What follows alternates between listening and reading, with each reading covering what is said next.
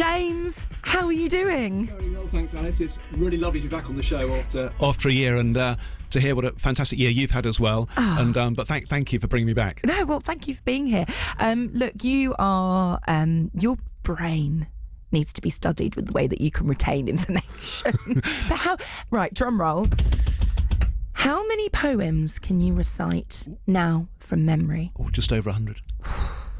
It's very clever. About 43 different poets. Wow. And, Wow. Yeah. And where did this, remind everybody where this started for you, because you can be seen, you're a resident poet at Paddington Station. That's right, yeah. And you will you'll be there and you'll take a look around and meet new people and ask them if you can recite a poet for them. I keep saying a poet, recite a poem for them.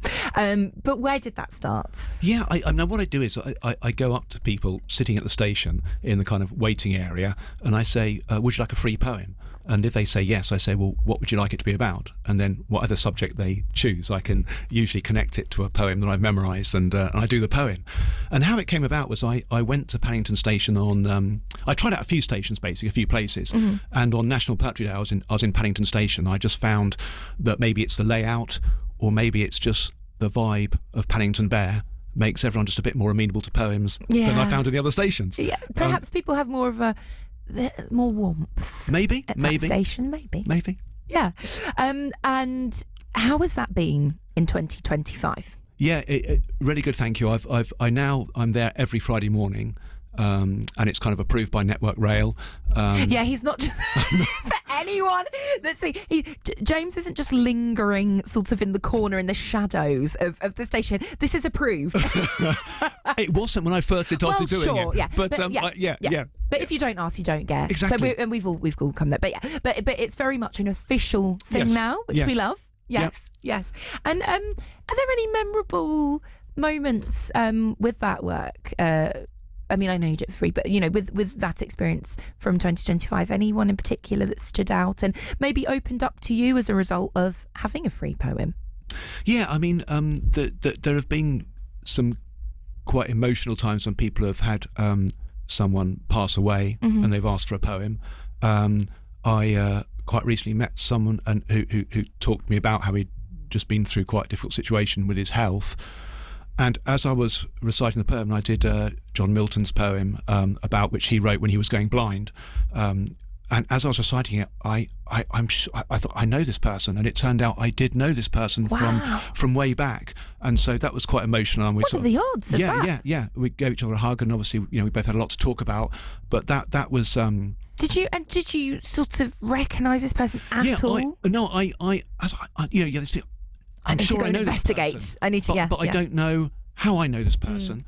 And turned out it was a guy called Farron, who I knew from way back, not very well, but we sort of had mutual friends, and so that was great. Oh, fantastic! And what a moment for you both as well, because it's so typical to see someone, you know, hi, how are you? Yeah, good, you? Yeah, and it's all sort of surface level conversation.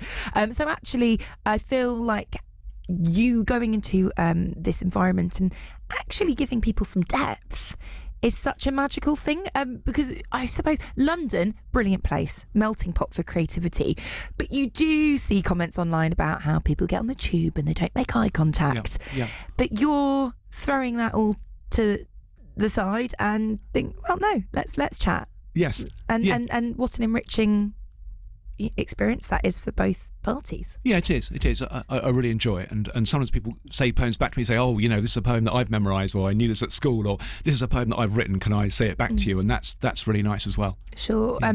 I also would love to dip into how your work experience has influenced your poetry that you've written as well. Yeah, sure. So I'm a social worker in a community mental health team, which I do that 3 days a week, and obviously a lot of that job is about meeting people and getting to understand their world and their story. And I do keep certainly I've never written poems that are about the people that I'd work with, but obviously it gets you in the habit of really thinking about people, where they're coming from, what sort of things they're wrestling with. And the poems that I do are almost all monologues. They're spoken by a character that I've created for the sake of the poem, although sometimes it's on historical. And I think certainly being in that world of social work and thinking about particularly with the struggles people have, for example with psychosis, has helped me with my writing. For sure. And having that window into how people are just seeing the same situation completely differently to you, and how they're navigating that. Are there, I suppose, mental health is something that comes up quite a lot on this show, especially with creativity, because for me, my creativity has been my saving grace on a lot of occasions. You know, when I've been dipping and actually I've sat on the piano, or I've come here and met other creatives, and it helps you lift you out of a murky water, murky waters. Yes. What's in your toolkit for getting through a particular difficult day? Yeah, well, actually, can I just build on that point you made? Sure. Because I had a conversation at the Ledbury Poetry Festival last summer with Gwyneth Lewis, who is a national poet for Wales, and we were talking about mental health and poetry, because I actually also run a poetry workshop for a mental health charity, which I do every week, and we were talking about how that the fact a lot of poets had significant problems with their mental health. I mean, Tennyson, for example, was severely depressed. The poets who spent time in institutions like sorry, I've gone completely blank, but there have been a number of where that's the case. Sure. And to what extent was it the poetry that made them mad, or actually no, what's more likely was that they had something that was distressing for them, and writing poetry was what kept them sane for most of the time. An expression, Yeah. the only way they could vocalise Yes. the internal Yes. conflict that was going on. Yes. For sure. And with you, I mean, creativity, has that been a bit of a saving grace for you as well? Yes, I think it definitely has. It's hard for me to kind of say how, Sure. but certainly, I mean, like everyone in life, I've had good times and bad times, and I think for me, being able to kind of escape into a different world, Yes. which you do when you write, you kind of become totally engrossed in it. It's like world off, brain on, isn't it? Yeah. But I think the other thing linked to that is that as poetry can be very therapeutic, because it's something that can be therapeutic, that also means it has the potential to do you harm. Vulnerability. Yeah. Yeah. Well, it's something I spoke about with Gwyneth, was that, if you are getting into a world where you are making your dark thoughts and the things you're anxious about even bigger, and you're not using that to express those concerns and then find a way forward, then actually that has potentially to harm you as well. So I do think there's quite a lot to think about there in terms of poetry and mental health. This is an assumption that it's going to be a good thing. Yeah. Whereas it might not always be. Yeah, there's a lot of internal work that people might not assume is involved with opening up and processing feelings as well. What's the middle ground then? Do you think it's expressing yourself, but maybe being careful with how much you do it, how much you dip into those highs, those lows? Is it in proportion? Is it all about doing things in proportion? I spoke about this with the people in the workshop I do, who have all been under mental health services. They've all had a significant mental illness, and they were very much saying it's about, first of all, there are some things that it might be good for you to write as poems for yourself, but not to share with other people, because actually that might be completely unfair on other people, and that it might be a good way for you to unload those thoughts. But also that it's important to then think about, well, what if that's how I'm feeling, where do I go next, and what's the poem that I can write that is expressing this but is also taking me out of it, and is also expressing it in a way where I can safely communicate that to other people. Sure. Well, you've written something. Thank you for your insight to that, because I think it's sometimes finding the middle ground can be quite hard wherever the creativity sits. So for anyone listening, that might have been really helpful. And if anyone is, navigating mental health at the moment, the BBC Action Line is also available to dip in and find free support to help you as well. We've got about 3 minutes. Oh, it's plenty. You've written something magical. Well, I what I'd like to do is this poem, which is it's called Angel on Gower. It's set on Gower in South Wales, which is where the Disability Surf Centre is, and I go there with my son who has Down syndrome. And Alex is with you tonight, Alex is with which me is today. lovely. He's sitting behind, I think, looking at me. Yeah. And it's the angel speaking in this poem. But who or what the angel is, that's for you to decide. That's not really stated. But this is the poem.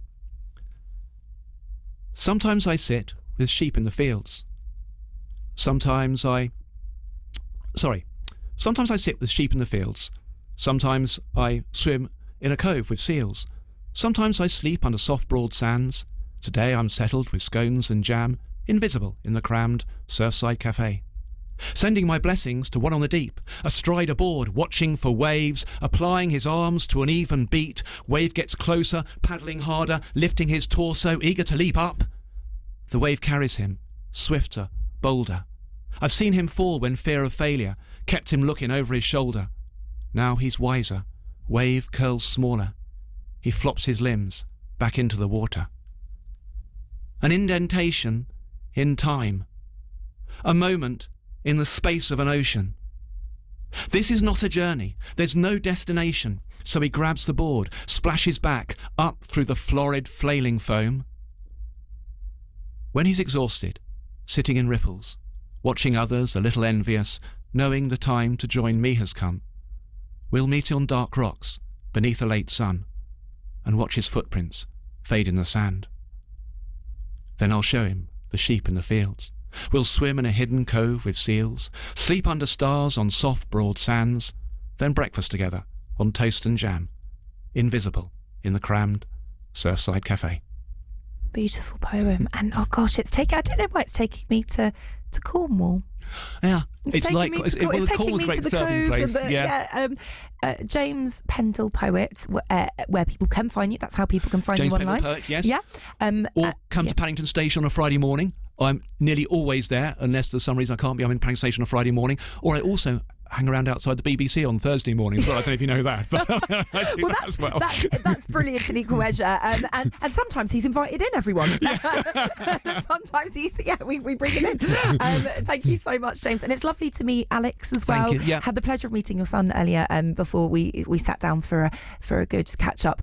And we will bring you back, of course, for another spoken word open mic night. And thank you for sharing your wisdom when it comes to what how to maintain our mental health toolkit as well, and how to do things in proportion.